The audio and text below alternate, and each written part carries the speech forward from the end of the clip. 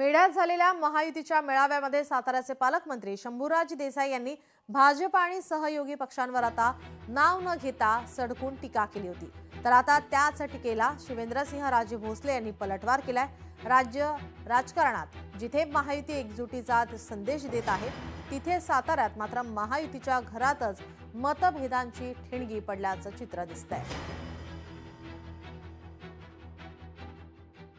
आता कोणीतरी म्हणून महायुतीतलं आमच्याकडे आला आणि आमच्या मतदारसंघात बोलून गेला, पण शेवटी ही महायुती जरी असली तरी गोरगरिबांचे प्रश्न आहेत। आम्ही सोडवले का तुम्ही सोडवले ह्याला महत्त्व नाही।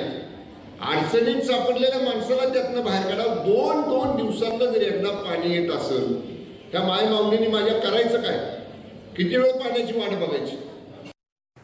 आमचं म्हणणं एवढंच आहे की पालकमंत्र्यांनी पाटणमध्ये महायुतीचा निर्णय मग करावा आणि मग आम्हाला सांगावं इथं की महायुती आहे, तुम्ही त्याप्रमाणे वागा।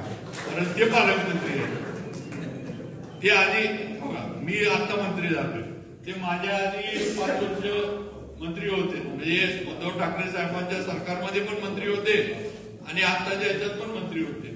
त्यामुळं त्यांनी त्या पद्धतीनं आम्ही त्यांचं अनुकरणच करतोय ना। मंत्री म्हणून कसं काम करायचं आम्ही त्यांच्याकडनं शिकलोय।